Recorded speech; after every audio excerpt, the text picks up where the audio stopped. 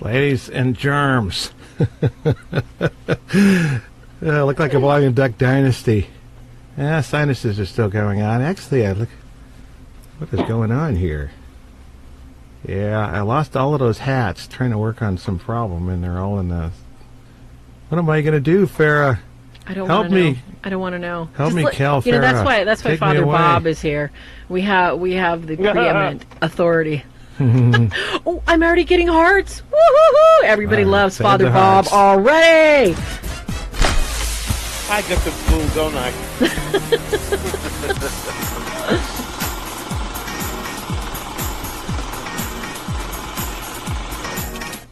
Well, Hi, folks, everybody. Guess who's on the show tonight? Father Bob Bailey. And I don't have our things, but we'll just say that Father Bob Bailey is, we're not going to say an old friend. He's not that old.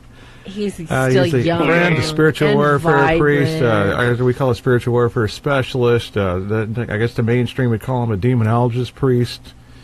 And he's on the show with us tonight. And for all you people out there that like the paranormal shows, he's like probably the only legitimate Roman Catholic priest. I can't think of any. Or clergy, the man with the plan, who was on several episodes of Animal Planets to Haunted, and some of those paranormal states. I think like 4 or 5 of those too. But Exactly, about 12 Paranormal shows. State, Demon in the House. He was on quite a few, folks. So if you're ever interested in some of Father Bob's previous paranormal work, all you've got to do is Google his name, and you'll find all kinds of stuff that he got into, and he continues to fight off, because Father Bob will always be a powerful spiritual warrior. Yeah, and he still is. I think he's going between 2 places right now. I think it's when you're playing associate pastor, and a priest recovers at one, and then you're doing a chaplain job. So anyway, Father, welcome to the show, along with our regular gang, Michael Norton from the Van Halenveld, Dub's on assignment. And Christopher. Christopher's our seminary, brain that we pick. Now you've been outranked, Christopher. Thanks for joining us, Father Bob. Mm-hmm.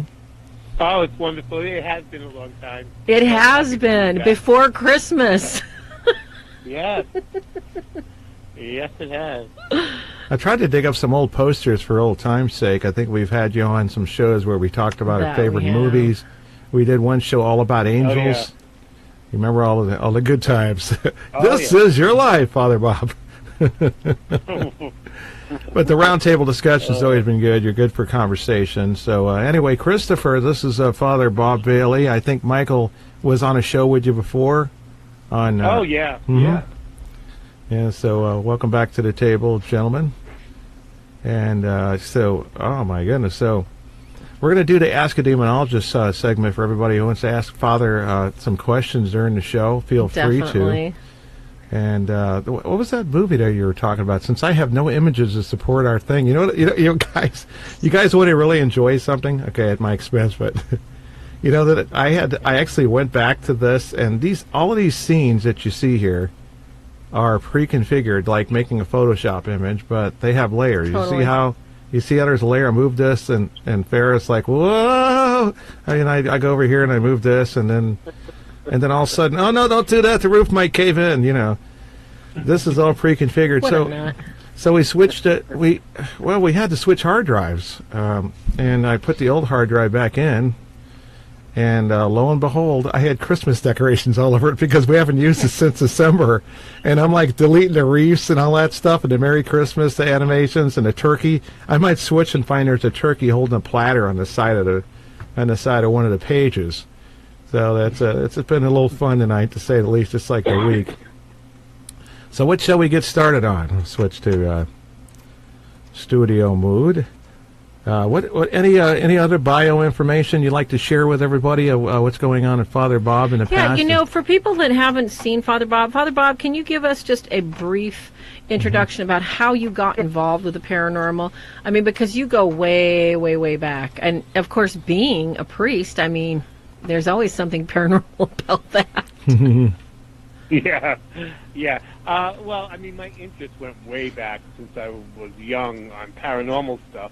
Yeah. But also, we're hand in hand with that because as a Catholic, I always believed, I had my mother's cousin was a priest, so he always taught me about miracles and apparitions and even spiritual warfare. I learned as a young, fairly young from him. He was a solid Catholic priest. Wow. A good old-fashioned Italian Catholic priest.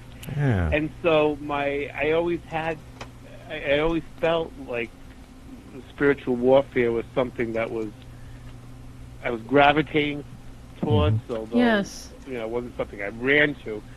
And then later on in life, after I was ordained, I met some local people who had a paranormal group, and I went and reached out to them, and they actually used me on an investigation, and that's where I really began to feel like, hey, as a Catholic priest, we have something to offer, to bring to the table in paranormal investigation. That's for sure. And come to find out that people in the paranormal world wanted it, wanted the input. So that it's been very loosely, I've had a healing ministry, healing masses and stuff.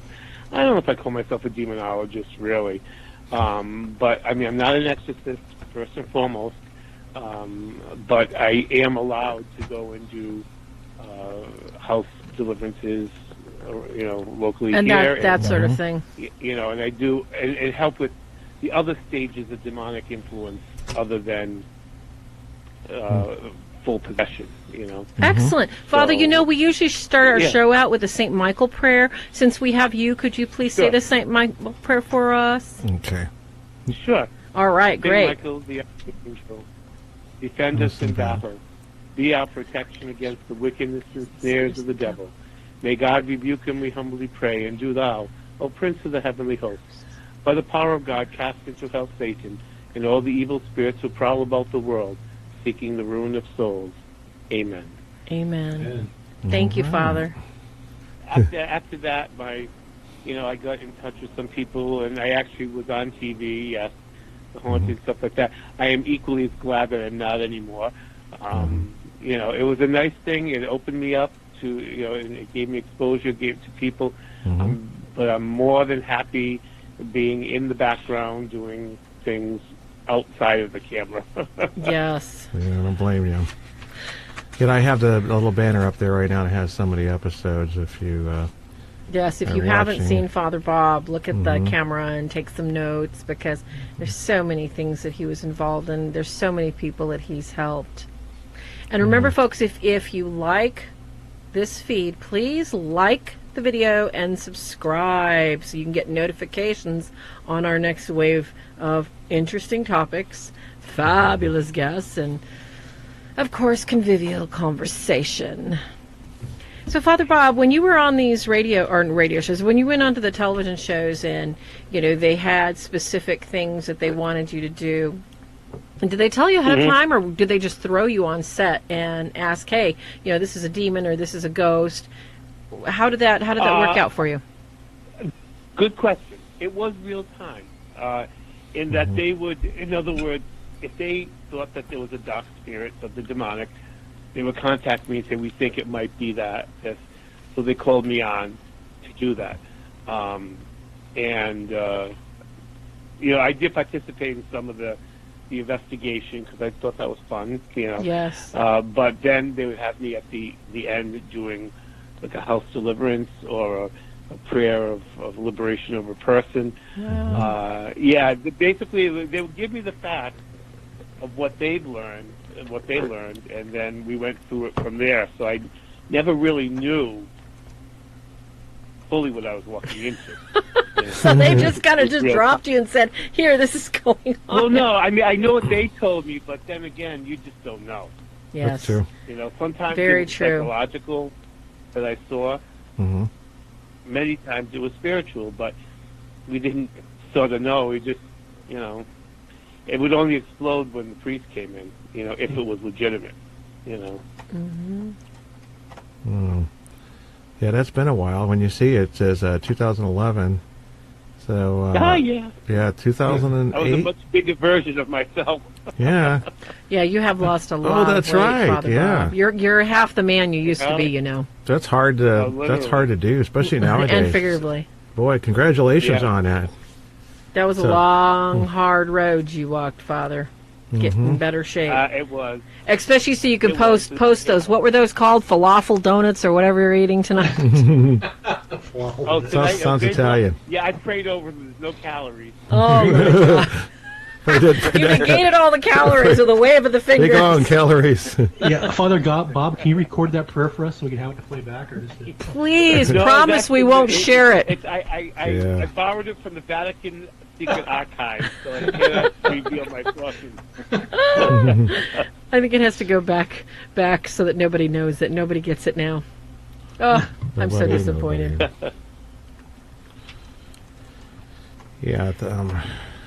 Father, when you did, I know that you have worked with a number of different paranormal teams and investigators. And when you went out with these teams, did they do most of the groundwork and take you along, or did they just take you cold onto sites just as in the filmmakers? Did they do the same thing to you, or did you have some time to do a little bit of background before you actually went with some of the paranormal teams? Because I know you've worked with a lot of people. Yeah, most of the time, yes. When it was called in, when I was called to help other teams, yes, I had the time to do the background. When Rob and I started doing the ministry here, we kind of we de-emphasized the role of the investigation and just went in and prayed, figuring that it couldn't hurt, so just go in and do it. It would make the people feel better. But working with a different group, usually I had some time. Yeah, I did, which was great because there's so many facets to the demonic and spiritual warfare and all that you need that time to prepare. Oh, definitely. Most definitely. And of course, a lot of people want to know, is there a case that you encountered that you wish that you just never would have walked inside that door? Good one. No, no in one sense, yes in another. No in the sense that whatever I went into, some I found out later were not of demonic origin. Yes. And they had emotional issues, and as you know, that's tough to walk out of because they don't want to hear that. No. And so in a case like that, but no, there hasn't been, except for the last 2 deliverances I did. The retaliation that I received was so bad, but I don't regret it because good was born out of it. So I can't really say I regret anything that I walked into. Yeah, you shouldn't. And that was a learning experience. I know. The one case that was demonic possession, of course, I promised the bishop, I'm not an exorcist right now. Yes. So it was another diocese. I referred it to that local bishop who I just saw the other day at a restaurant. And crazy who you run into in public. It was a neighboring diocese, and so that was formidable because it had all of the markings, to my estimation, of true possession. So I said, "Whoa, this is beyond my pay grade. I need to submit it to the local bishop because this is not my diocese." And he was so wonderful, so wonderful. It's always nice to have those kind of people that you can rely on, Father. When you did the that was it was the 14-year-old boy, the demon in the house. And do you remember that case? No, it was a girl. I didn't do the demon. No, I didn't do the boy. You didn't do the boy. It was the girl. It was a girl. It was the I am 6 or whatever. Oh, that's right. Gosh. Okay, yeah. Yeah. And I must admit, I will tell you this, but we went into it thinking it was. When I left, as I got into the case, I'm realizing there might be spiritual stuff. Yes. There's a whole lot of emotional things that she needed to get done for us before we could even talk about that. And none of us knew that in the beginning, but we all came to the same conclusion. Yeah. And the parents were enabling her, and jumping to the conclusions and saying there was writing on her and all that. I don't know. I didn't see the writing. So Father Bob, I heard about that. That looks so much like the ritual abuse people I work with. Yeah. And it wasn't a possession. And I always wondered after I saw that show years later, I'm almost positive it was a ritual abuse thing rather than demonic possession. It could have been. Oh yeah, it could have been. And both of those are equally, ritual abuse has a lot of scars. Yep. That are just as bad as demonic possession. Yeah. Yeah. That was always a wonder, though. It's like I always had wanted to ask you that. What do you think? Yeah, I used to blog about those old shows. Yeah. Yeah. Mm-hmm. Go ahead, Father. Yeah. No, I was just saying. Yeah. No, that's a good insight. If you remember that classic Michelle Remembers. Yeah. That book about Annalise Michelle. Yes. Up in Canada. Well, no, I don't know if it was Emily. Yeah. But anyways, it was a fascinating book. One of the first ones that I read, but it was up in Canada. And that even had the fire where they were doing some special fire, and you could see the Blessed Mother with the child, the image on the side. But she was a case of ritual abuse. How awful. Yeah, there was a time that came shortly after where they, I'll just say the Satanists probably tried to cover it up, that, this is all just made up by and led by these therapists and all that, of course they don't say it about these Me Too movement, and it's guilty until proven innocent. But, after you spend all that for your lawyers to prove it. But that one, I thought that was legitimate. I don't know if Michael read it or not, because he runs into a lot of SRAs in there. My first one was in 1987, and that was a big one, because there was police involved and everybody else involved with the cult.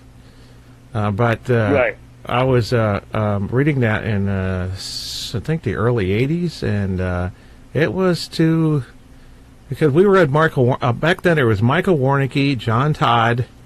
There's some new guys out now. And I don't know if any of them are legit. Right. The comedian, where he was, or the...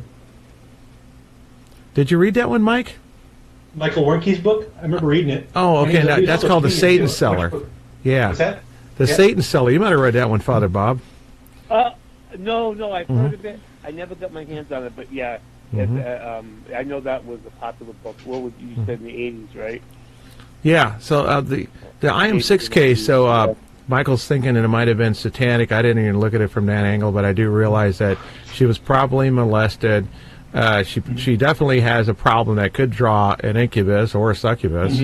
And so you have to ask if she practiced some form of the occult. Then she might have invited whatever in was on her doorstep that she was appeasing through sin, sinful sexuality, and then she would have had a problem. But sometimes, there's no legitimate test. I guess that's the good question right there. We're going to do a little news thing in a few minutes. Just one particular headline. Ooh, I got to watch the NEWS word because I get flagged for that one because it's so with you and your team in the past, and did you have methods that you used to sort of trick it? I mean, there were several ones that I think we could all bring up ourselves, but we want to hear from you on this. How did you, what was one of the methods that you used to test the spirit and to see if someone possessed? That's a good question. What do you think? Yeah, we did things like fake holy water. How fun! You faked holy water? I love it. Fake, yeah, fake. We had some person.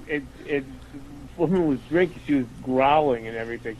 Gave her the holy water. My God! And then she drank it, but then she started doing it again, and I'm going, oh boy. Oh, poor thing. And then she would say, I can't hold rosary beads. Every time I hold them, they break. Look. And she them. I'm going, I gotta get out of this house. Oh my gosh! Well, some of these people are bad actors, and even they don't realize it. Yeah. The other thing you could do is not subliminally, but under your breath or in silence, start doing some binding prayers and seeing if that would help. Right. Yeah. Yeah. Yeah, you got to try something. Closed mouth biting prayer. Yeah. Yeah, I guess that's like the provocation. I guess I could, work for a house too. But yeah, I got a lot of red flags watching that on TV, and I wasn't even there. So what's that tell you? I mean, that's what I like these shows though for, is because they give a case study, and if someone directs people, to the proper idea, using that as a reference. Like there was a really good haunting episode that had one of John Zappas' friends. They called her Mary Vogue in there, or Vogue or something, and she had. She was doing some investigation at a haunted barn and uncovered a satanic ritual website. There was a 5-pointed star, and she crossed it, uncovered it with the hay. She immediately got a stabbing pain in her stomach. So the show escalates where she ends up possessed, and it has her fighting the little battle. That doesn't take long a lot of times. Depends on if it's real Satanism or if it's just the dabblers who watch too much... I don't know, TV. whatever TV series. Yeah, it's like, name one now. And so ultimately, there was one point in the show, you guys may remember this scene especially, she was looking at her son the whole time, drove like a maniac, and drove to her sister's house without even looking at the road the whole time, with a cold stare, having her head turned to the side. Got there in one piece and everything, but she had this little battle where she... was trying to pray and got some advice, pray and say the rosary, and then she just got fed up because it seems like it's still attacking her, and she said, that's enough, and then she throws the rosary in the trash can, and then in the night, at one point, I think I remember this correctly, she wakes up and the metals are burning her, and she's just, she takes them off. So they did really good to get her to stop praying and take her protection off, and then, of course, she got possessed. And usually it happens, this battle when you're isolated and it's after midnight. So that, some of those earmarkings like that are unmistakable. But I think that one was definitely a possession. But that's a good that's a good lesson. And even if you're wearing black medals, if you don't exercise faith, those medals aren't good. If she had the faith behind those sacramentals, the burning would have stopped. On her. But again, it's like in that movie. I always loved that, Salem Blot, when the priest had the kid escape, and he put the cross up, and he told him to put the cross down. He said, "But I'm a priest," and the guy was and that guy, Mr. Bowell, just grabs the cross. Salem's Lot. Yeah. Oh, Salem's Lot. Classic. But it was such a good I thought was an excellent theological point that I'm sure they didn't even realize they were doing. It's the faith, it's the faith. You could have two tongue depressors put together and have the faith of what, and that could be a powerful thing, just as a crucifix that you bought for $50 in the store, Yeah. It's the faith. Everybody gets that they think they got it all figured out, and then they run into one that has, we'll just say, more manifested power, because sometimes people weigh it by what it's currently doing, when it hasn't even showed 1/10 of its power. It's just that the more you sin, for example, and give it more invitation, or continue to do what brought it in to begin with, or gave it invitation, that it's going to grow and grow over time, and numbers will too. That these levels are just something that you can't, ignore. That you might end up with something really big, and big as a house. And the funny thing, and funny strange is, some people get sleep paralysis, and then they think the name of Jesus, and then it runs unearthly, like, woof, like an old cartoon, where you see the puff of smoke.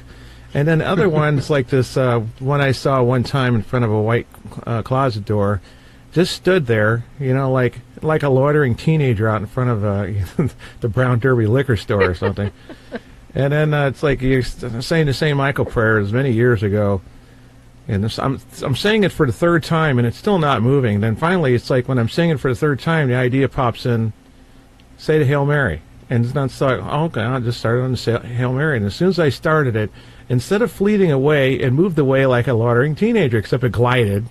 And it's shaped like Oscar, the head and shoulders, like it could be a bald guy as far as 6-7 feet tall.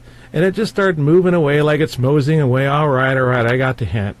like that, you know. That's in the kind of the 80s, those kind of times. It's relevant because it took me a while. Some of the stuff we had to find out the hard way. Like my wife will have plenty of stories on that. That's what's so funny. The School of Hard Knocks, literally. I think she had it up on her Facebook page. It so fits, Farah, man. I tell you what. 8 degrees and variance, huh? Absolutely. We already have questions from the chat room if I can sneak them in during our Sure, conversation. that's the Would that idea. be all right, Father Bob? Oh, sure. Okay, well, and they're just mostly kind of general ones. Good friend of ours on Facebook would like to know, as a matter of fact, he's one of our...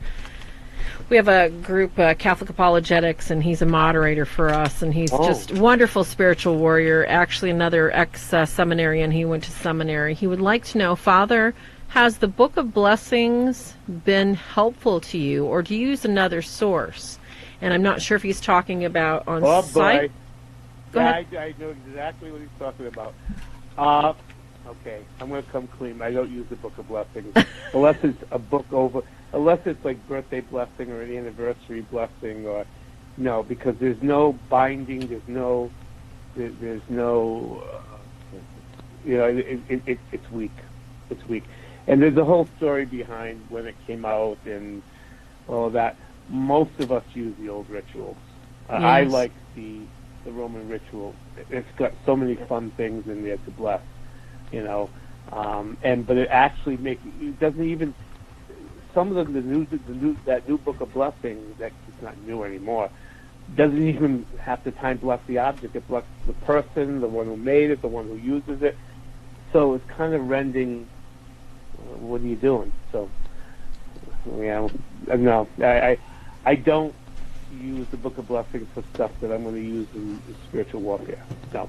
That's an excellent answer, and that really, really covers it. And I think for people that don't know what Father's talking about, can you explain to them what a Book of Blessings would basically be? Right. Because a lot of people don't, you know, they haven't been to seminary and they don't know that, you know, this is a book that basically is common to you, but absolutely uncommon to your average layperson or non-Catholic. Sure. What we call the Roman ritual, it's a ritual book of blessings for everything from the sacraments to exorcism, and then to objects and persons and places. Like, in other words, blessing an automobile, blessing a garden, blessing a building, blessing vestments. But they were powerful in, you know, you made the sign of the cross, and it was always like a binding prayer, you know, like used against the devil. It was, you exorcised the object, which meant you were taking them out of their common use and making it sacred. That's why the salt and the water and the oil, these are a normal thing. When we bless them, we're taking them out of the common use and we're setting them aside for something sacred. That's why they're powerful. So, anyways, we've had that for years. Then back in the, I don't know, 80s, 90s, somewhere around there, the great liturgists, the people involved in liturgy and the prayers and all that, decided to come up with a new Book of Blessings. Well, the guy who did that made them so much that they didn't really bless the object. And some of the things are beautiful in there, I will say, blessings over people. But as far as using it for to make an object sacred to use in spiritual warfare, that was taken out. All of that was taken out. So most of us realized that, you know, okay, these are nice for certain things, but we went back to the older one, which, you know, it was fun. You know, you could bless a well, you could bless, because in Catholic theology, you know, everything was set aside as special. So many things were set aside, and we bless God in blessing these. We had God's grace involved in every moment of our lives, in everything of our lives, and that was the beauty part of it. And some of that got lost in modern era, but now it's coming back. So. Yeah. There's an article out, and I failed to retrieve it, but I guess it kind of summarizes it up for the most part. And that is, there's a great number of new exorcists who are being trained. Mm-hmm. I wouldn't be surprised when the dust... Yes, what's that, Father? The Pope is asking for that continually. Yes. And we know now 5 new exorcists. 3 of them were friends for a while. Yes. So that kind of by default, some people said sometimes just like, they look around for a guy, the priest, besides the idea he's pious, he actually is into this stuff because, you could drag him kicking and screaming. I don't know how long they're going to last, that kind of thing. There's reasons why we're into that sort of thing. Right. But, I mean, but then you have your example, Gary Thomas, who went, I think, kicking and screaming into it, didn't want to do that. But then saw what happened and dedicated his life to it. He did it out of obedience. Yes. But it became... Mm-hmm. Sometimes, though, I will tell you this, sometimes if a priest is too into it, there should be a red flag. Yeah. Because pride. Because that can be dangerous, too. Mm-hmm. Because you're too... Like, for myself, every now and then, I got to walk away from it. Yes. And just because it's important. Because too much of an interest in that, the enemy can use that.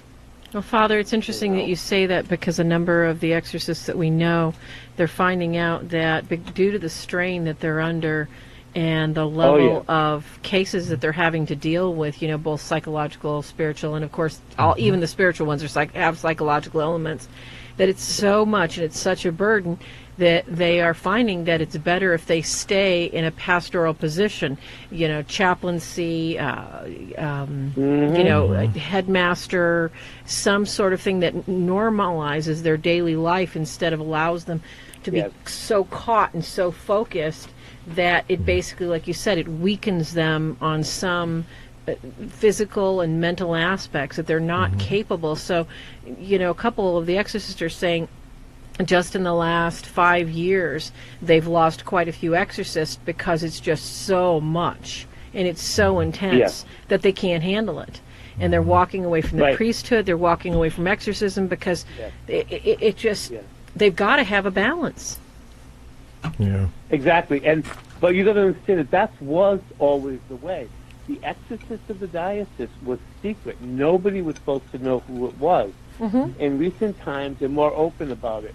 But there were not priests that were in an exorcism office, a department. They had their own. They were parish priests. They were teaching in schools or seminary, whatever, and they were chosen, but nobody knew who they were. And but you have to. I mean, I haven't done real, the full blown exorcism. Mm-hmm. I can't even imagine. I mean, I know the stress and the retaliation that I get from what I do. I can't even imagine what these guys get. Ramped up. It's tough because you're getting in a realm where there's no turning back, and it's for blood. It's for blood. It's a real, and a lot of priests, quite frankly, they're afraid of it, and with good reason. Yes. You can't handle it. Mm-hmm. It's deadly. It can be deadly. Yeah, some people are still trying to weigh that thing. It's like, okay, I'm doing the work. I'm getting all this bad shit all the time. That must mean I'm doing something right. Well, it means you're doing something wrong and possibly doing something right. Like if you're not making a difference, they're not going to beat up on you unless they're thinking that you could actually maybe get something done a little bit instead of going in there and actually introducing them to forms of pagan or confusing them with uses of sage. That's actually playing into the devil's plan of confusion. And so it's like this balance that's really hard for people. As the reality is you should be effective and not get hit to the point where it's actually affecting your health often, or I guess the bigger one is financial. And that's probably the ones that you... And for us, and for us as priests, that's only just one aspect of our priesthood. It's just one aspect. I mean, we have the healing, we have the, healing, we have, reconciliation is part of our ministry, preaching is part of our ministry, education is part of our ministry, sanctification of the people, try to make them holy.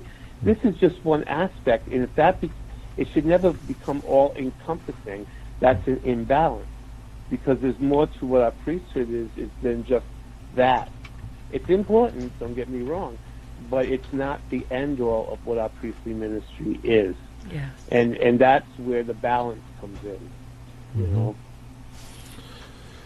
I guess I will. Is there any questions real quick? We'll pop into a news. You want to do news, and then we'll go back to questions? Word again. I've got a couple. Yeah, you can't say that word. There's a couple words we can't say on here. I didn't hear anything either. You guys, if you guys are having fun tonight with Father Bob, please like the video and subscribe.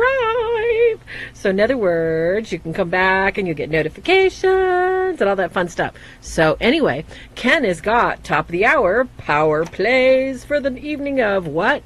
Nonsensical whimsy that's going on in the ethers, otherwise known as... Here we go again.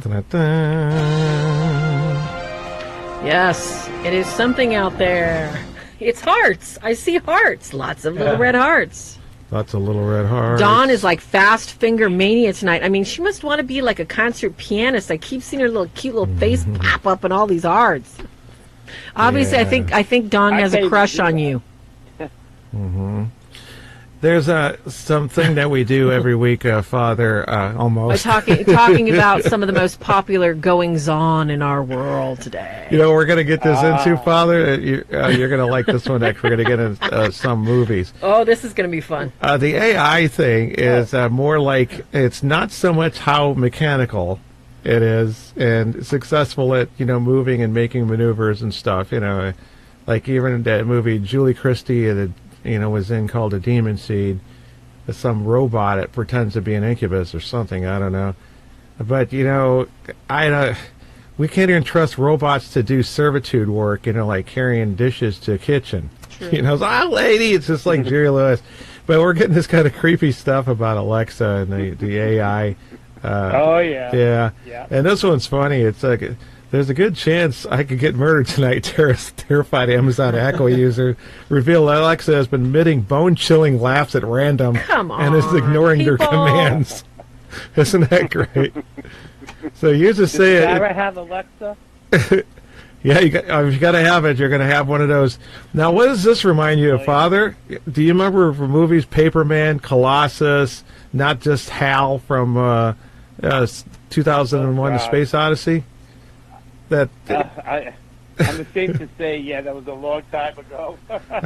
My memory isn't as good as it is in my old age. That was before the Whopper with, that, I don't mean Burger King. What was the movie with Matthew Broderick?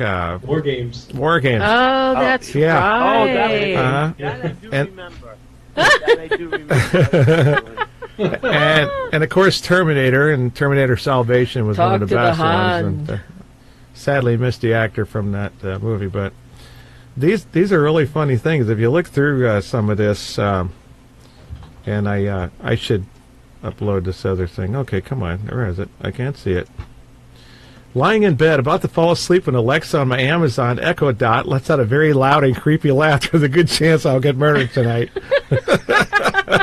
Can you imagine lying in your bed at 2 a.m. in the morning and tweeting that? If I murdered, it was my Alexa.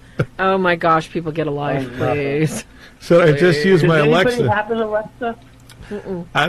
It's probably some small little I think Matthew Galgochi does. A friend of ours does. Oh no, I know what it is. I just didn't know if you guys had one or not. No, refuse. Yeah, we got our 17-year-old. It's bad enough we've got one of those. A few years ago, we took some of our ill-gotten jewelry and gains and bought a TV that can listen in on us. The Samsung. Just listen. We don't want an Alexa. You put duct tape over the image or Actually, I put peanut butter on it, honey, and then I put tape on it. So if you're hearing anything, it's garbled peanut butter. I have a friend of mine who got a Google one. Oh. And you say, hello, Google, whatever. And at the end, she doesn't say, okay, now shut up, Google, to stop it, But she can ask it anything, and I'm going like, oh, I don't know. I don't know about this. Hal Lindsey, I don't know. It just sounds scary. No kidding. Do, do you have an Alexa, Christopher? Oh, no. I told my wife, I said, absolutely not. It's enough keeping up with the 4 kids. I was going to say, you have kids. What do you need an Alexa talking back for? That's just noisy enough. Exactly. I just think enough is enough. I mean, we have a lot of good things in technology. That's getting a little scary. Very. What that can morph into, you know? Yeah. That's my point. Unless you say, Alexa, Alexa, get even with so-and-so. Oh, my God. Yeah, and then some robot jumps out of some sort of panel, lifts up like Dr. Evil's lair, and then a robot dog comes out. Yes. You know, with that hand for a head. I have a short list for that one, believe me. Oh, and it continues, of course. It's funny to people, the things that people say, and it sounds just, too real to be funny almost. Just so I used my Alexa to a 2-minute timer while trying to do a plank, and I asked how much time I had left, and she laughed. It's like, how much time do you have left? Having an office conversation. There's nothing funny about planks. I hate planks. Oh, God, yeah. They're the devil. Oh. Yeah. 30 seconds over there, the devil. Yeah. It's funny, the conversations are probably more fun if you can get to the videos and look at them on YouTube. If you can find one, go check it out. And so Alexa decided to randomly laugh when I was in the kitchen. It freaked me out, and I thought a kid was laughing behind me. And it's like, what's up with this? It's like a diabolical laugh. That's the thing. And they have it. When's the last time we saw a movie kill somebody?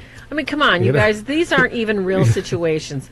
Can you imagine? You know what people do in their houses. Can you imagine having a box that laughs at you when you're doing something indiscreet? I can see Ken, in the cupboard going into my daughter's Nutella, and Alexa saying, "I'm telling her now." Ha ha ha ha. He'd be so busted. I can actually see that. Deposit bitcoins, or you will die. Oh yeah, or exactly. Or me in the refrigerator, stealing like the last piece of cheese. I see you now.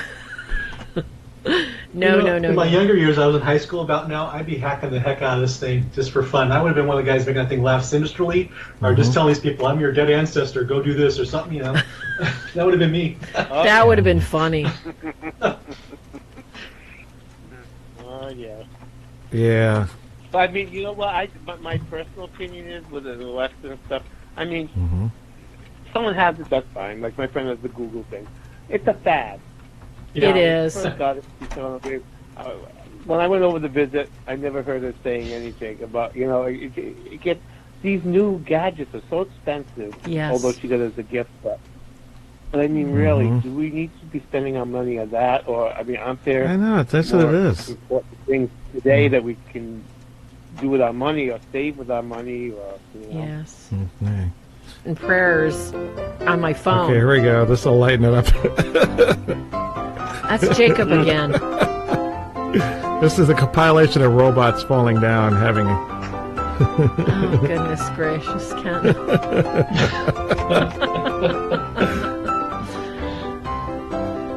All right. Falling and can't get up. Yeah, that's pretty sad. I love that stuff. Just to lighten up, so if they ever try to come after you and kill you in their sleep, chances are they'll probably fall down the steps, even if you don't have steps. They'll find them. Totally. Oh my gosh! But we did that one show that we just talked about movies all through the whole show. It was an interesting show because we were talking about our top 10 favorites and all of those, and we were like, I wonder if we should talk about that stuff tonight and do a movie review. But we can ask people from the review comments, chat room, anybody who's posting. But it has to be an 80s movie because the movies after that are kind of schlock. Yeah, or over the top dark. Yeah, they're just like, gory and blood and gross stuff. It's like, why do, horror and paranormal movies have to have, the token nudity, the F-bombs, and then the blood spewing from every orifice? It's not just the paranormal. It's I was on the History Channel, and I like watching, and they had this movie called Nightfall, which is about the Knights Templar, and I'm interested in all that stuff. Oh, yes. My own self. And I don't know if you've watched Downton Abbey, but But if you watch Downton Abbey, the head butler Carson played the Pope on that. Oh, and, but the problem is, it's bloody. It's violent. I said, finally, I don't want to see this. No. I just it's not entertaining anymore. No. You know. Not at all. Wow. Yeah, and that's true. And there's so many ones that could have been really good. Was that movie that you were watching that was about Queen Elizabeth? The one who's still living in. Oh yes, the was Crown. that one like over the top? Was it? They had moments. Did you watch that, Father Bob? I know. I never got. I started. Is that the one with? Begins with Winston Churchill and her and all yes, that. It does. And detail. I was watching it. Yeah, it was good. It was very, very good. It was very well done, and it did have a couple of things in there that were over the top, but for the most part, I mean, not like these others. Pretty much straight laced. There was only a couple things that you just were like, did I need to see that, or did I need to know that? Unfortunately, though, sometimes when you're telling historical stories, there's a lot of unsavory information in there. So, if you're going to tell like it is. You can't color gloss it. It is what it is. It just it's quite the trauma to have to watch. Indeed. But some of the I wish I had seen the one about Queen Victoria. Oh, they've got that on Netflix, Father. It's on Netflix right now. What's that one? What's that one called? Was it Abdullah or Abdul and? Yeah, it's a recent one. Yeah, she had an affair with the Indian guy. Yes, or whatever. Yes, Indian descent. We'll do a review show, and then we'll invite you back for it, and then we'll go over, pick a top 10 list between now and then. We got like 4 more minutes. Let's see, how many minutes? We got 5 minutes. Yeah, we've got 5 minutes left. Good, I can get this a couple last questions in. Sure, go ahead. Father Bob, we had somebody ask earlier, since they are basically exploring Christianity, is God pure energy? Oh. That's a tough question. Well, oh God, please protect me from falling into heresy by any of these things. I'll pray with you, Father. My systematics and seminary. Yeah, he would be pure energy. I would imagine. Yeah, I mean, but much more than that. Too. Yes. You know, it's not just an energy. It's God is someone who has a personal interest in us, and Jesus actually introduced him to us in a way that even the Jews weren't, in a personal way that even the Jews weren't used to. So it's much more than just energy. Is like objective and just kind of out there, you know.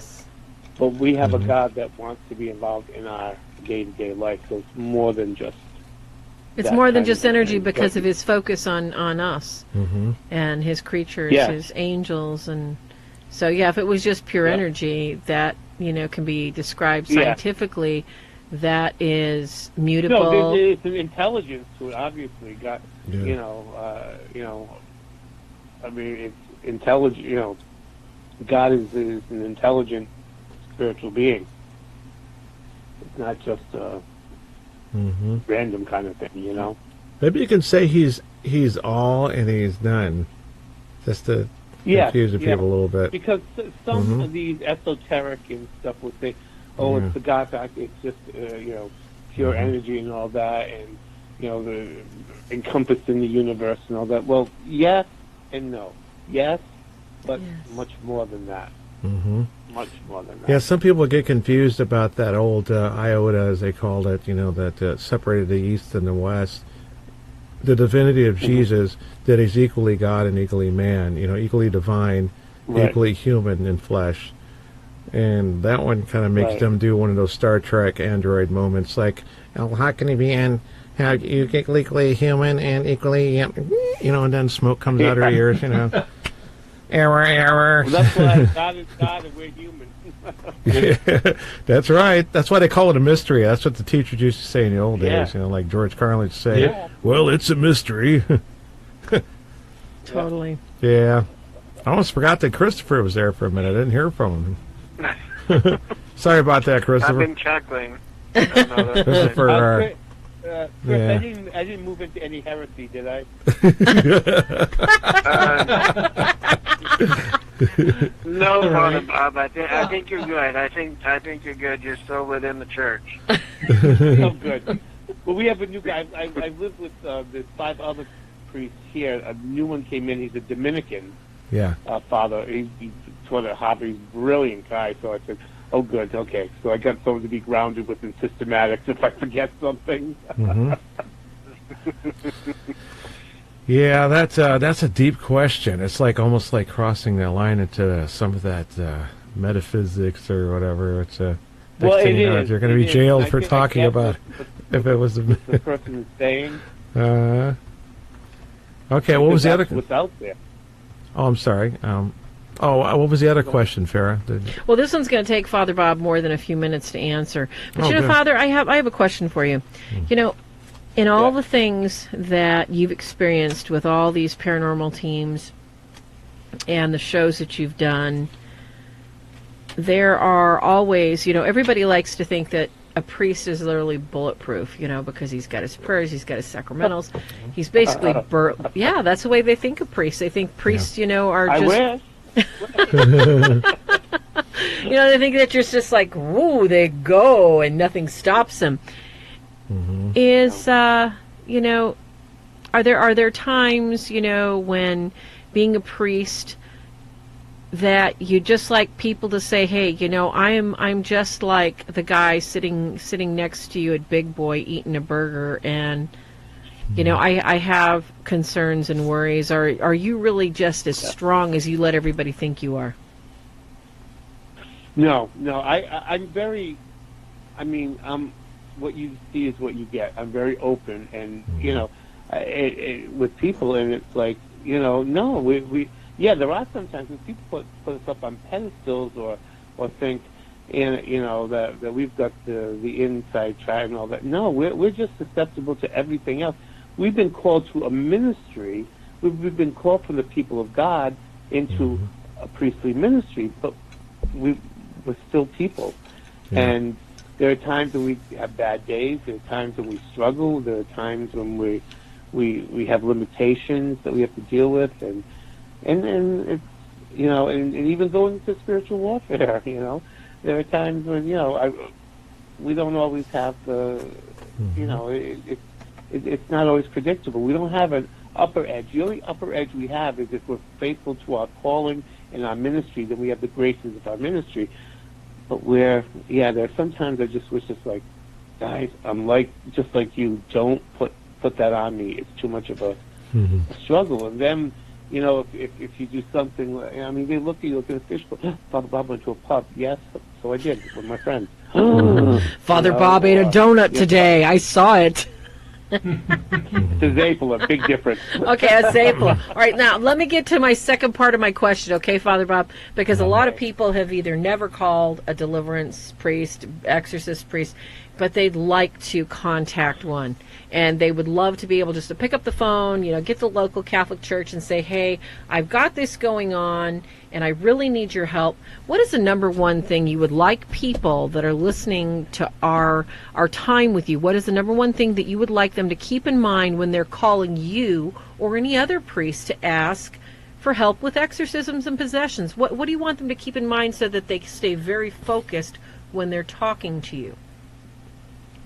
Well, the first is that, number one, if this is an exorcism thing, it's beyond us. It's not just something I can stop and run to. There are certain protocols and for our own good, permissions that we need. As far as to go down, we have to realize also that most of our priests are running 2 or 3 parishes. Wow. And their ministry, like I said, is not just one thing. I run into people who think 24 hours a day, that's all I do is deliverance ministry.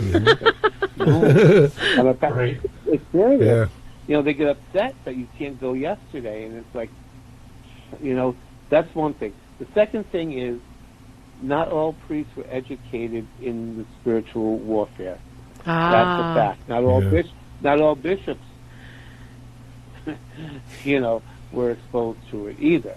Mm-hmm. Okay. So, and I can say from a fact, we get inundated with calls from people for cases that are just not legitimate, and and they're difficult to get to try and tell them that, and put the strain. Yes.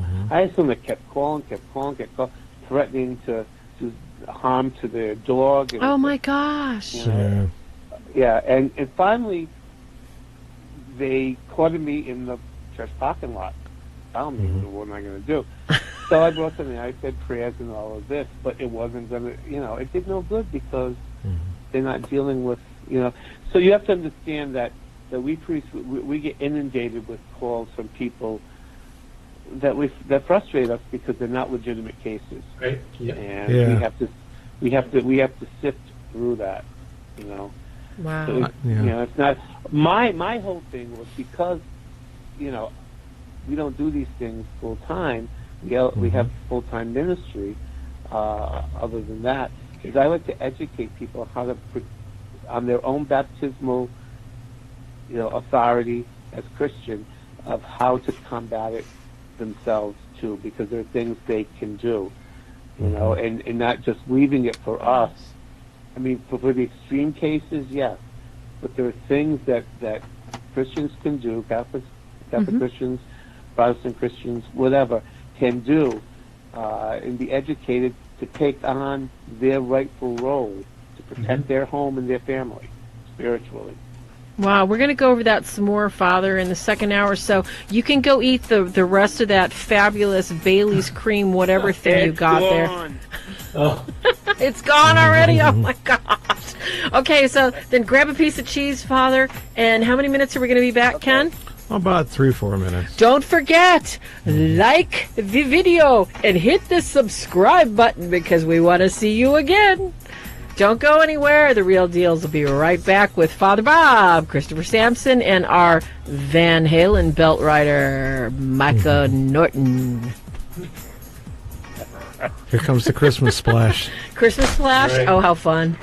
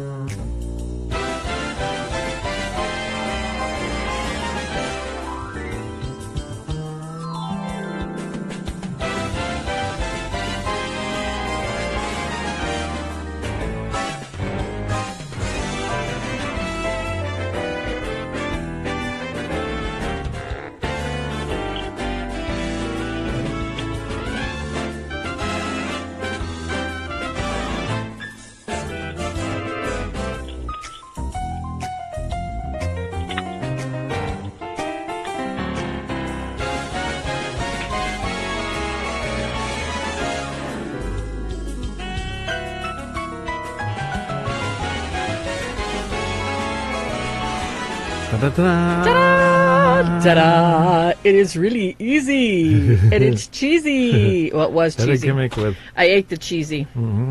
Welcome back, kids, to our second hour.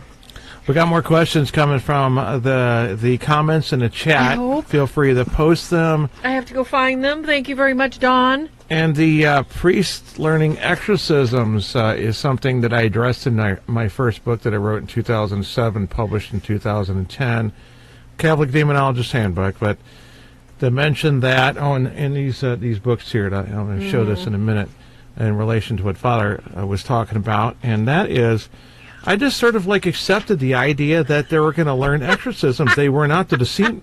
What's that? Father Bob is teasing me. He ate the whole thing and he posted the photo. Thanks, Father. Oh my gosh, he left me one lick of cherry jelly in the bottom. By the time it got here, Oh it would be my God. frozen anyway. What the weather is around that area. He better share when we get there, I'll tell you what. Okay, so sorry anyway, to interrupt you, honey. Oh, that's okay. So the exorcists were trained as exorcists, not a discernment team. So that's where the mainstream calls them the demonologist. One of the things we do everything but what the priest is supposed to do, from the bottom up, except for yeah. And honestly, they were never trained. Exorcist was just one of the minor orders leading up to the priesthood. So there was no special formal training for exorcism, unless now maybe those who were designated, and we didn't know who they were. Maybe they went into more, but that wasn't a common practice like it is today. Hey, well, you went to the seminary with Father Mike Driscoll, who was on our show last week. Was you, or was that another I one? did. We were classmates. Yes. Yeah. He was on our show last week. I don't know if you knew that or not. He's probably listening tonight. He's a regular listener to the show. You can give a shout out to Father while you're at it. Hello, Padre. No, we had a lot of fun. He was the more athletic of us. He would run and run and run and run. Probably all of us in this whole show tonight. Yeah.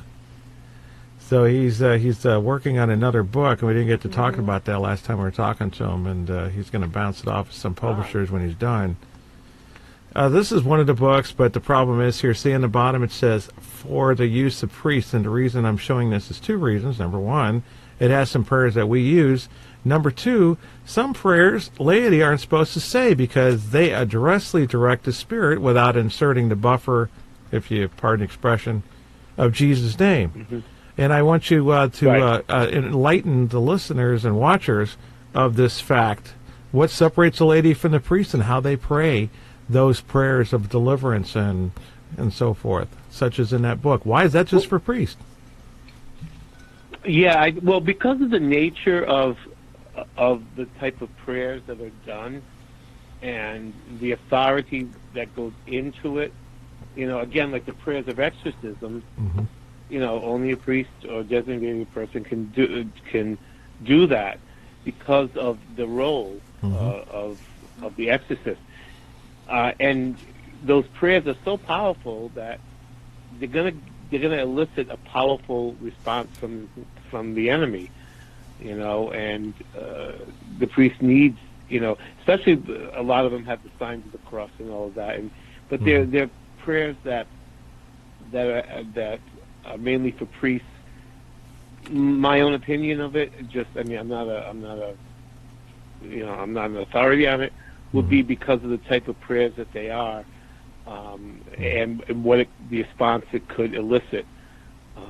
It's reserved for priests, who, if the retaliation came, they would have more. We're into battle, Yeah, you can even say if someone fakes being a priest that they're going to get it worse. We have plenty of those around. Yeah. Be very careful. If a paranormal group says they have a priest, especially their resident priest, check it out. Chances are they're not real and they're not authorized by the diocese. We've got that around here, and it's unfortunately they have the freedom to do that because they're not in a parish or anything like that. But they usually don't. You got to be careful because they're going to start something that they don't fully understand. Exactly. They have not been trained, and they don't have the sacramental backing of the church. You're going to do a lot more harm than good, and I have seen that. One of the things I'm getting a lot of that's really disturbing is, and the guys seem to cling to this more than the girls, male versus female, a little bit on this, but they're getting into this Keys of Solomon, and they're researching it and as though it's the gospel truth. They don't get into the Ring of Power or anything like that so much, but it's only because it doesn't come up in their topical conversations. But that goes with that, the myth of the Ring of Power. So, what do you got to say about the people who are going to this? Things that otherwise would have been part of Crowley's philosophy, the most evil man in the world, they used to call him. What do you think of that? Well, I do have the book, The Left Scare. I try to get some, like, firsthand. I mean, it's one thing to read a book that someone writes about the original writings. Another thing to have the original writing so you know what it says, if you know what I mean. These things are Jewish Kabbalah and all that, and I don't know. See, I wasn't brought up with all of that. We weren't exposed to that. But what I think happens is that some of these mystical Jewish things, if they are legitimate traditions, they're misinterpreted and twisted by people to what they weren't supposed to be. Like Gnostics did with so like even the Knights Templar stuff, the modern Knights Templar stuff, what they say about Solomon and all that, that's a bunch of baloney. Yeah. Hire him or whatever, hire him to build her. It starts to sound like some cultist in that right away. It's like, hire him? Where'd you get all this stuff? Or how about the Book of Enoch? That's a freaky one. And didn't they determine that it came out in the medieval times? I think the Book of Enoch, it's an ancient writing. It didn't make it into the canon of the Bible. Just like certain things didn't, like the Didache, the teaching of the apostles. But they get to be understood in the proper way. And you can twist and run around, and turn it around. I think the Nephilim come more extensive than that. It is in the Old Testament, which I never knew about before, the Nephilim. But again, you just got to be careful because people today are just twisting it into their own brand of religion, and it's dangerous. It's dangerous in their quest for power, to see the supernatural. Where Christianity has it, we already have it. We have history of it. The supernatural, the power of and the grace of God, but they're not exposed to it, unfortunately, wherever they're going or not going. So they're looking for it in these things here. There you go. We can bring that up. Let's see if we have any questions. People presenting in. I've got some, but I want Father Bob to go on this topic he's talking about. Because, Father, I think that's a really important thing. I think that, Christopher and we were having a conversation about this. All the people that desire, they want to see something, they want to feel something, they want to have something happen in their lives. And there's just no appreciation of the ordinary miracles occurring every day that you can't possibly see. And I think, Father, if, you could just give us some examples of some of the absolutely far-out paranormal things that have happened in church history that people may not be aware of so much. Yeah. Funny you should ask. Okay, everybody, get your pencil and paper out. Yeah. Actually, that's the thing. Christianity has cornered the market on the paranormal. What is the paranormal? It's only a word that means above the normal. Since the resurrection of Jesus, and even his miracles, his deliverances, the changing of water into wine, these are all paranormal activities, that are paranormal miracles. And then after Jesus' day, it continued. It continued throughout salvation history. To give you a couple that, that are famous. For instance, I was talking to the Monsignor that's here, the pastor here, about Our Lady of Guadalupe. I told him I was going to be on the show, doing the show. And, that, if you don't believe in the miracle, after the studies on that, it's incredible. Back in December of 1531, the Virgin Mary appeared to Juan Diego, who was a Mexican, indigenous Mexican, who was a Catholic, becoming a Catholic, or had become a Catholic. And Mary appeared to him, and a miracle happened where she had a message. She asked him to go to the bishop. The bishop, rightfully, so said, okay, go back and I want a sign. And he asked for the sign. He went back to Our Lady. Our Lady said, okay. In December, he found these roses that were growing out of season. Our Lady herself arranged them in his cloak. The cloak is called a tilma. It's a very coarse piece of cactus fiber that wouldn't even last 30 to 40 years. You couldn't. In other words, the poorest of the poor would wear this, and it'd wear right out. Correct, Father? Yeah, it was because they were poor. They were poor, and they just took that and the best they could. So he went back to the bishop, and when he opened his cloak to show the roses, the bishop fell to his knees because there was a beautiful imprint of Our Lady.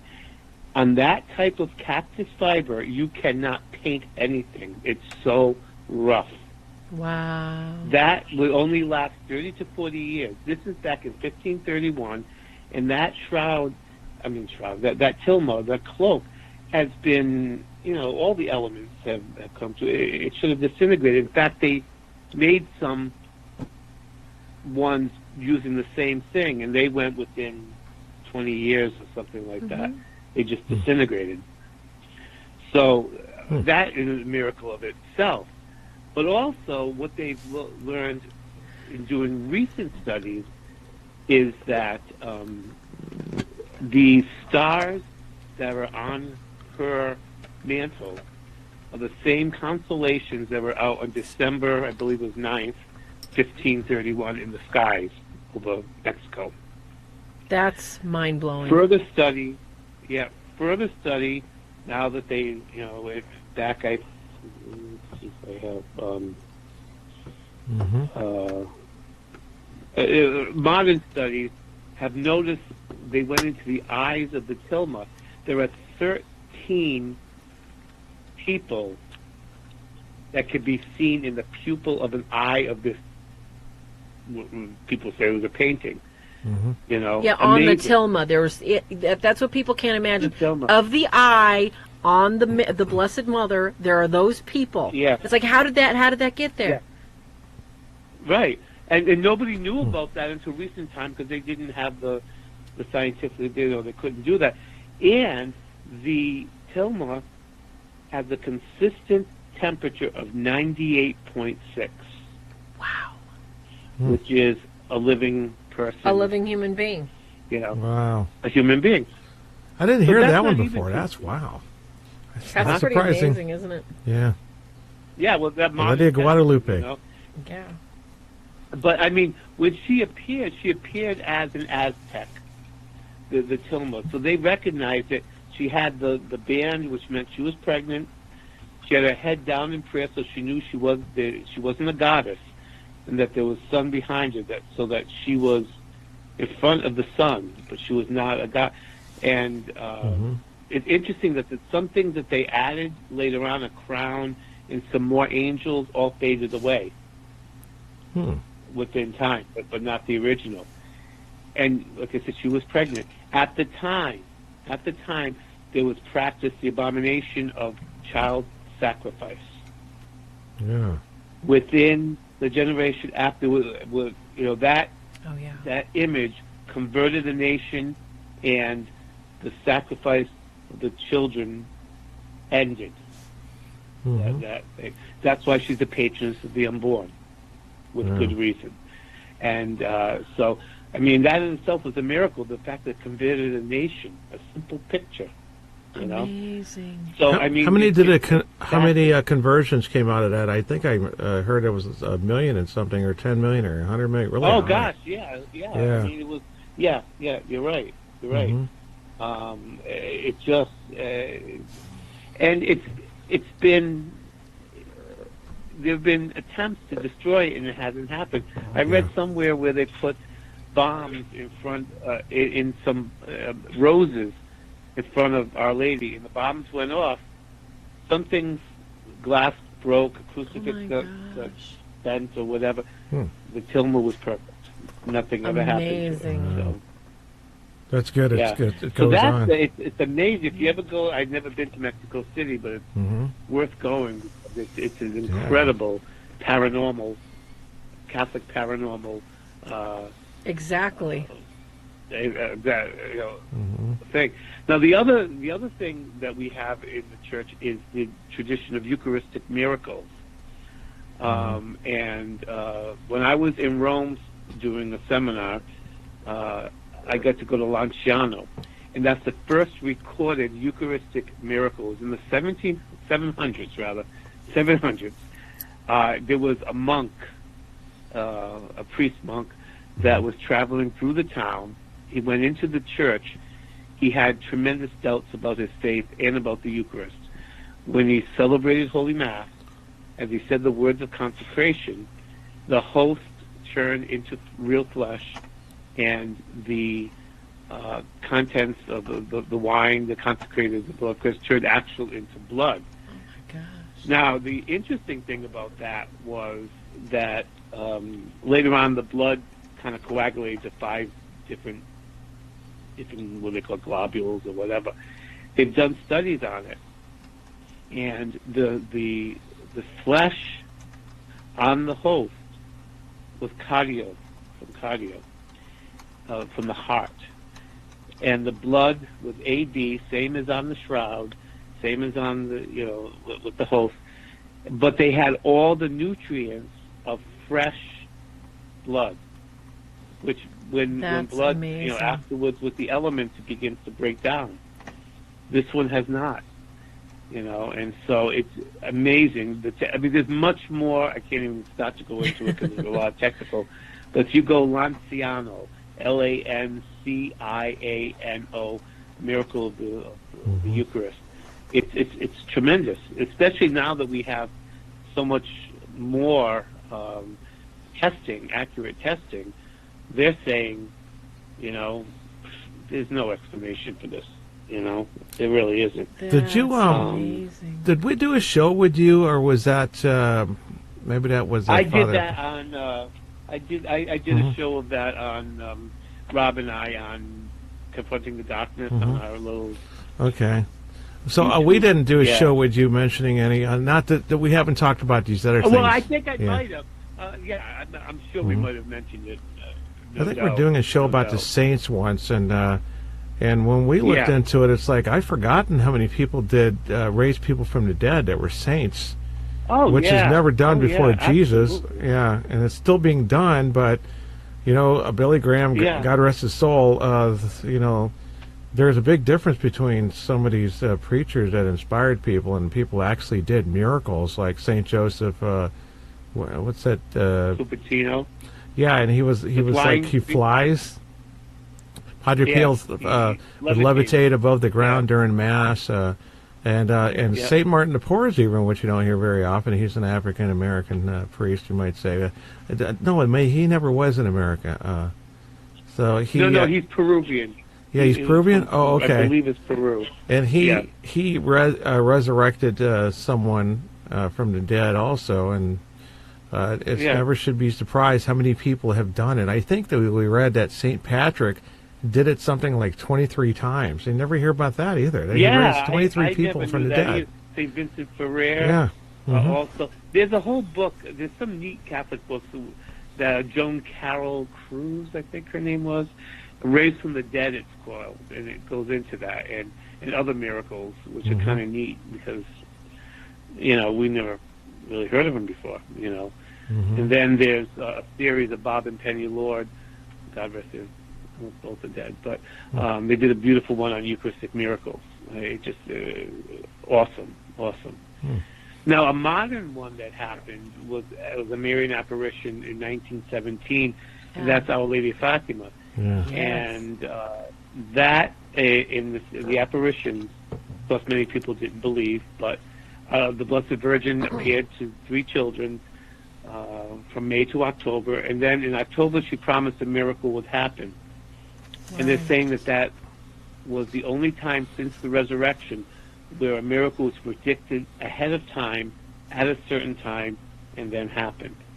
The night before the October 13th, when the miracle was supposed to happen, it was a deluge of rain, of mud, people, and they all gathered, 100,000 people in the area, they call it the Cova, and they all saw the miracle of the sun, the dancing sun. People from a radius of 9 miles saw something supernatural in the sky. So they're saying, it was mass hysteria. Oh, yeah? Then how do you explain that after the miracle, people's clothes and the ground was bone dry? Yeah, that was exactly. something. You know? Well, that's what that's again, what Ken was talking about in some of these saints. I don't think people understand. Like the most recent one, Padre Pio was able to bilocate. How paranormal is that, Father Bob? Mm-hmm. That's Physically. another one he was my last one. Yeah, they documented him in 2 places. There was a pilot that saw him in the sky. What? He was driving the plane. You're kidding he me. also had clairvoyance. A German pilot. He could read souls. Yeah. He had the markings of Christ. Mm-hmm. You know, I mean, someone would go in the confessional and not give a full confession and say, "Well, oh, wait a minute, what about this?" Yeah, no. Yeah, all these people wanted to go to confession, but you had to be sincere about it. And if you were going in there to test him, he knew that too. Yeah, John Vianney had that too. That's a good one. People. Yes. Mm-hmm. Yeah. I mean, and the stigmata, Can you explain what stigmata is to people that is not familiar? Is a special gift given to certain holy people that where Jesus gave them the markings, his markings of the crucifixion, the hands, the side, the feet. And sometimes around the head for the crown of thorns, and they would bleed and be in profuse pain on Fridays or other times. They became a living icon of the crucifixion, and God allowed that to remind people of what his son went through. Francis of Assisi had it. It wasn't Francis of Assisi the first stigmatic? Oh, what's that? Was he the first stigmatic? No, Padre Pio? No. No, I mean Francis of Assisi. Was Francis of Assisi the first one to receive the stig? I think the first recorded one. I think so. But other people had them in certain, like some would have, like St. Rita of Cascia. Before she had the thorn. That's right. She had the thorn in the forehead, didn't she? That's right. Yeah. And there are other saints who had the invisible stigmata that you couldn't see. And of course, now that I'm trying to think of who they are, I can't. But saints who had the invisible stigmata too. So. Oh, it's been so long ago since. We don't remember what we learned. In some of them, I don't remember Padre Pio or not. But in a lot of the cases where there was stigmata, when they died, the wounds disappeared. Wow. The wounds disappeared. Yeah, that's impossible. Well, it wasn't necessary for the soul to be closer to God. The body was no longer necessary. Yeah, a friend of ours, Dawn, was pointing out that Padre Pio's relics. I don't know. Did you get a chance, Father, to go visit? I did. You did? When I was on sabbatical. Yeah. Oh. I saw his. I saw him in the glass casket. Wow. I went to San Giovanni Redondo. You did? You went to San Giovanni in Italy? Yeah, when I was there. Yeah. Oh, my goodness. You didn't post pictures? It was beautiful because... And you didn't post pictures. Oh, yeah. Oh, my gosh. You got to repost them. Can you explain to people what it means? Because St. Pio, or Padre Pio, for people that do not know, very, very, very Catholic, devoted, holy man, was considered to be incorrupt.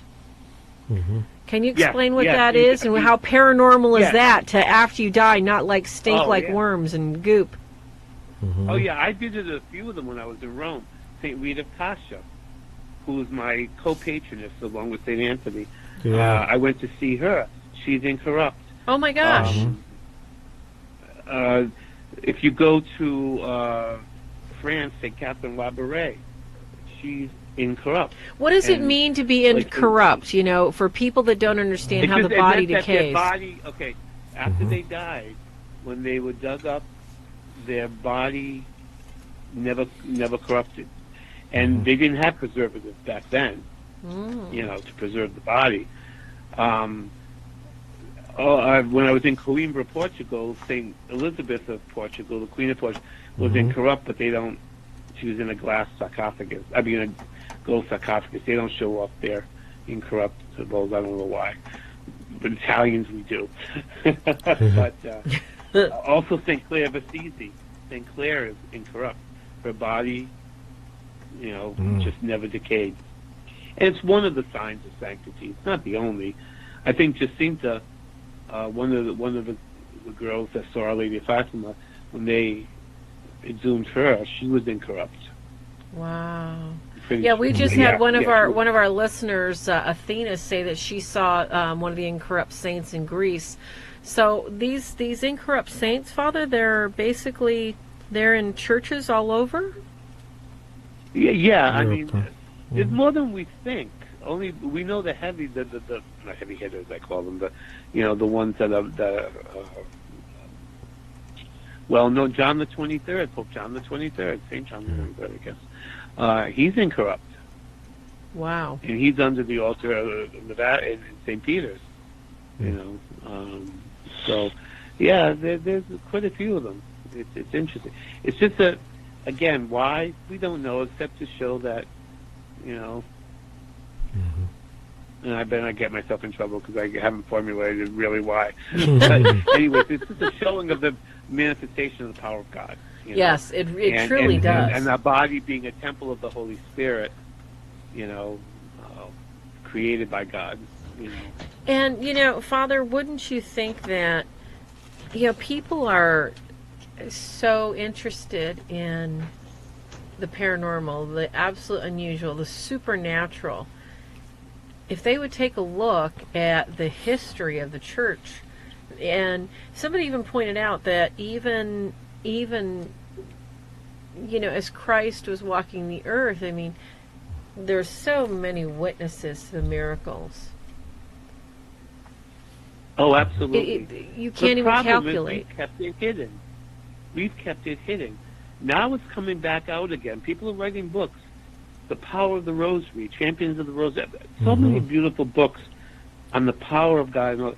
That there was a void for a while in the church. We didn't talk about miracles. We pulled all the statues. Isn't that out of the truth? We did it. It looked like a bank. Yes. I mean, we put. I mean, psychology is good. I'm not coming against it, absolutely. But they took so much stock in psychology that it left the spiritual and the supernatural go by the wayside. So, there was a void for quite a while. And so what happened? As people stopped going to church, they started going to the other stuff. Exactly, they've been led away. Because everybody wants to commune and wants to touch the supernatural. I think it's innate in us that we want to. If Catholics truly believed what we receive is the body and blood of Christ, our churches should be filled every day. I agree. But again, for whatever reason, whenever there's a lacking of faith, superstition comes up. And so you see a lot of it in Europe now, in Italy and all of that. That's why there are more exorcists being created in Europe, because it really, the church is dying, rather, and all these other cults are coming up. Very many. Here in Missouri, Father Bob, the Satanic Church is represented. Well, it's not necessarily a Satanic Church. It's Mike would, even tell you that, but it's people claiming to be, and in particular this one gal representing the church or something.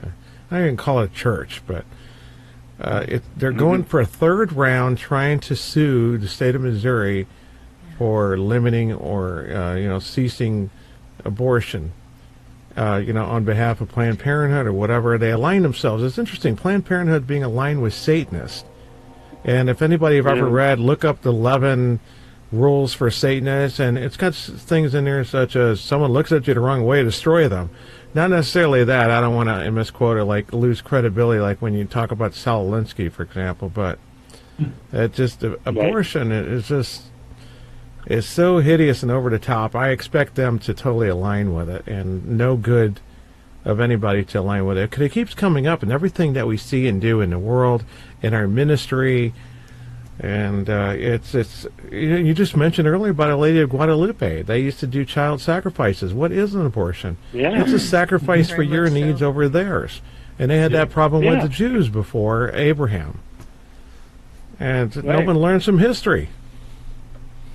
We had a thing here in Boston, at Harvard, excuse me, where Satanists were going to have a black mass on the campus. Oh, boy. And we went crazy. Harvard. They got a consecrated. It's so funny. You know, they say they don't believe, but they had to get a consecrated host. They're not stupid. Satan's not stupid. Yeah. A regular. Oh, yeah, I think I remember this. Piece of bread wouldn't do. There was such an backlash that in the church there, I happened to be in Boston at the time, they had a holy hour. Even the president of Harvard University came, and because we're saying, yeah, you got freedom, but when you start doing something to offend someone like another person like that, where's the equity of it? So, and that church was filled with college-age students. It was one of the most edifying things in a long time, besides going to the pro-life marches, when you see young college kids passionate like that. And it was like, holy cow. Because I think it gets right to the core of your, of your being with something that hideous. So they didn't have it. Yeah. Wow. Supposedly they were going to a Chinese restaurant and having it in the restaurant, and they found out about what's going on. They wouldn't let them. I don't know if they ever gave the host back. I know the archdiocese tried to get the host back. I don't know if they ever did, but then we didn't hear anything more about it. Wow. But at least it was a showing of, but it's bad, It's just not equal. I mean, you can blaspheme. I mean, you can insult Christians, but we're supposed to be sensitive to everybody else. Precisely. I'm still waiting for this legal advice from someone, because a lot of people can be lawyers, but just like in demonology, people call themselves demonologists, but they're really novices and not having the years experience, as yourself even have. So you get the same thing with lawyers. And one of the things that's confusing to me is how do they weasel in the Satan's after-school program when I thought the criteria is that if in order to be a religion, the government to be a 501c3 or whatever to some degree, you have to have like an official deity and some things like that. Other than that, you're just a philosophy. Right. And so Satanism, it just treats Satan as we don't consider him a real guy. He's just a philosophy. And then you look at their philosophy, and like I said, 11 points of Satanism is very violent stuff. It's like someone gets you in your face, destroy them. They really have this kind of like, dominant alpha male kind of attitude in their light version, which was presented by Anton LaVey when he came out with his brand of Satanism in that Satanic Bible, which is somewhere kind of a public, more sugar-coated, look at the way real Satanism is, and the Satanic Brotherhood, which is pretty much nationwide. I don't care what anybody says that, it's a conspiracy theory. No, it's not. It's network, and they're the big. They're probably MS-13 and all them guys. But what do you think about that? Go ahead. I think the problem is that there's no unity in the Satanic Church. There are. Now, I actually met a priest, I guess a high priest of Satan. We're doing an apologetics thing. We're invited different religions, like non-traditional religions, and they asked me to go to represent a traditional religion. So I actually sat next to him. I had the crucifix, he had the Baphomet. But anyways, but we got talking and, took up a conversation and actually had something together and figured out that the problem is that not all the churches, not all their sects believe in the same thing. He does not believe, his church does not believe that Satan is a person. Like they don't worship Satan as a as an angel. You know, they believe Satan is your desires and all that, and you should give in. It's more of a psychological thing. So I think that's the problem. There isn't any unity in it. Some it's just hedonism. Others, that he admitted, there are theological Satanists that do worship the devil, but he doesn't believe. Their church doesn't believe in a real devil. You know. Yeah. So. Yeah, that's the kind of thing. It's like, how would they be able to use the case that, hey, Christianity's in there, why can't we? Because you can't do that unless you're. I mean, Hindus can make that case. Well, that's what I'm wondering, is that because they don't believe in a deity. Like, he didn't believe in the deity, in the devil. Yeah. And so maybe they get in under that kind of thing. It's something like that, because I don't know. No one's just responded. Not that I put some, like, all-out call APB or something out on it, but I was hoping I'd hear somebody who really knew the ins and outs and beans and nuts or whatever on right. this. Because it doesn't make sense to me. It just sounds like an insider thing that someone said, like, oh, yeah, sure, and he's thinking, yeah, I worship Satan too. So why would you allow that thing? Because it's like, it's got a dark history. It doesn't come out. It's like the Ku Klux Klan. The Ku Klux Klan, no matter what they try to portray themselves to be now, they can't shake the dark past. Some groups have. I don't know how they've done it. But how can Satanism, because they haven't become some user-friendly, and some guy tried to project that. Oh, yeah, it's like he's done all, demons help me find my car keys. That's a good one, that kind of thing. You just want your everlasting soul. Small price. I needed my car keys. I'd be late for work. Oh, there you go. Here's my soul. I don't really know what's going on. Yeah, people are. We've done it to ourselves. I mean, Satan is very patient, and because of the freedoms that we've had now, and we're going to such an extreme with not offending anyone. Now we have no choice. Not we. I'm not talking about us, but the country to acknowledge Satanism as a bona fide religion, or else it seems like they're being targeted. And it's sad, but that's what it's gotten to now. Yeah. We it's good for good reasoning. Corrected ourselves into such a state. Oh my gosh. When you have a statue of the devil, with two, a boy and a girl on either side, and he's sitting in the middle. Oh my God! It's like creepy, 40 years ago, you would never. I mean, that would. But now, because we're so rights-oriented and politically correct, it sounds unreasonable not to allow them to have it. That's what we got into.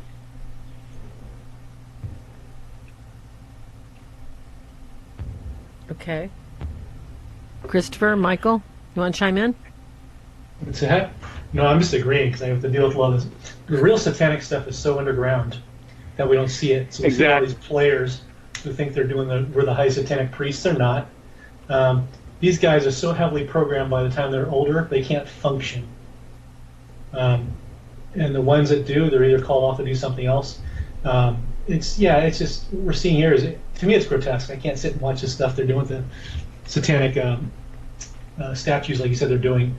But like I said, these are the people are the wannabes who are dabbling, and it's not the real stuff. The real stuff is very connected and very embedded in government too. Exactly. And you know what's interesting? Someone I know and respect went through a bout with drug abuse, addiction, and he was high profile. Got himself in trouble, got himself addicted, was on crystal meth, that very dark place. And he said, Father, I'm telling you, there is an allurement to to Satanism. They go hand in hand. Yep. With all of this underground drug thing, it just seems they gravitate towards that. So, like I said, not surprising. The stuff I do, Father Bob, we only show them the tip of the iceberg. Because we're so afraid of our own people and protecting them, and how far and how deep it goes, that we can't let them know to help people. Yeah. And plus, if you in this culture where people are entertained 24/7, why should they get out of their comfortability and try to look that once it becomes a normal, Mm-hmm. then why should they question it?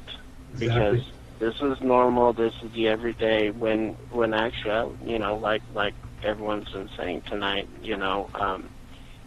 it's once you start digging away, this is really, you're not out sacrificing to a goat, you're not out, dancing naked in a field.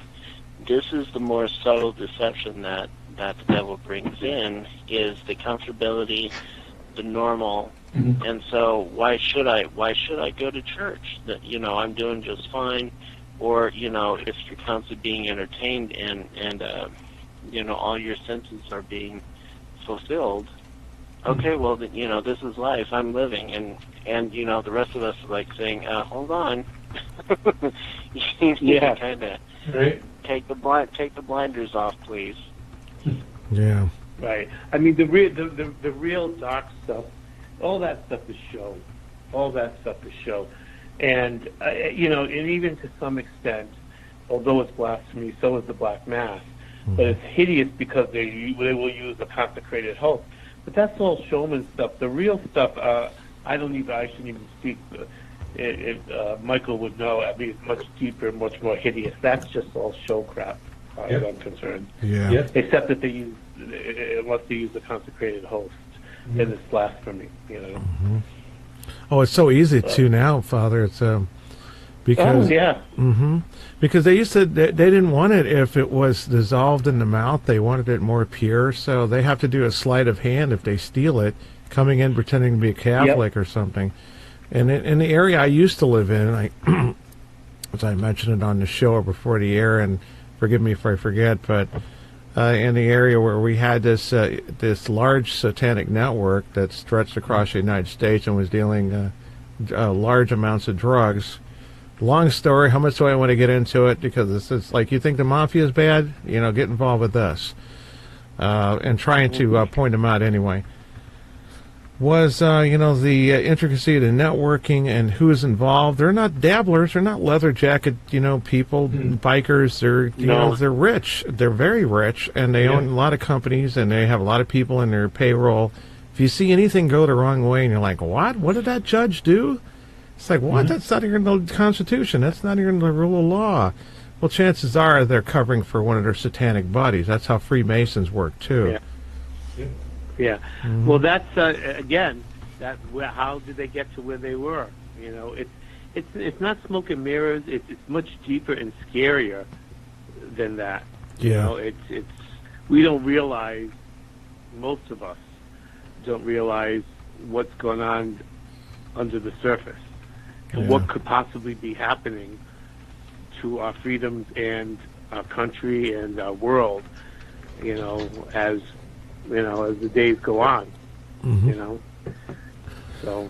Hey, Father, so since we kind of teased a little bit to people about the episodes, and I realize that some of them can be found if they surf the web, as well as, some other information that's been brought up tonight. Check YouTube, check the web. And the question is and have them on deck, Farah, if you have any. Since Deb's not here tonight, she's doing Deb's job and her job. Thank you very much tonight. On the shows that you experienced in some of these cases, any noteworthy ones that you thought were particularly something you'd like to talk to the crowd tonight who's watching the show tonight? I'm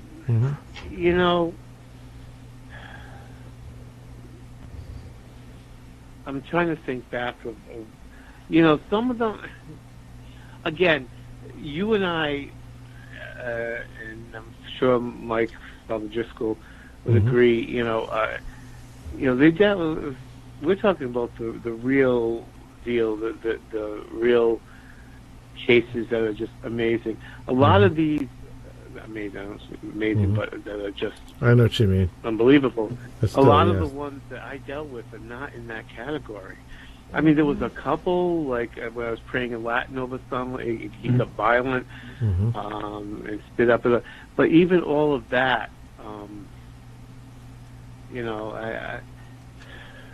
again, it's I will say this: if most of my experience is having an evil presence outside of the person, attacking from the outside. If you don't take your faith seriously, then you're not going to get freedom.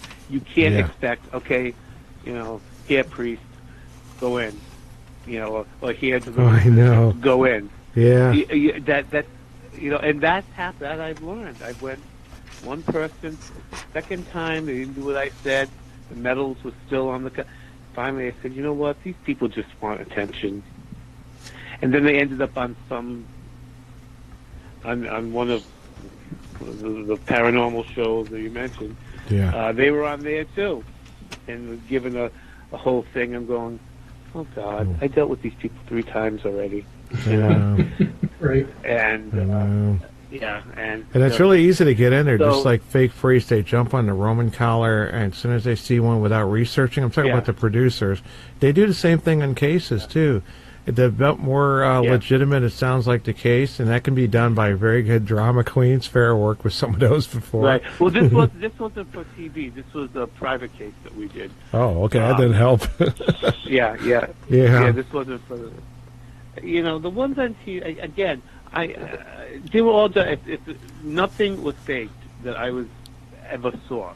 Because if that happened, I would expose it. But at the same time, they don't scratch the surface as to the real power of the demonic. I'll just say that. And there were other factors in there. Nobody was being disingenuous, but it just again, all our equipment would have screwed up too. That's what I think. It's like the way it seems to work is if they brought all their camera crew equipment, they would come back and they'd find that it's not working. If it was really the level of a demonic that you recognize it as one because it's showing itself that much, it's manifested that far.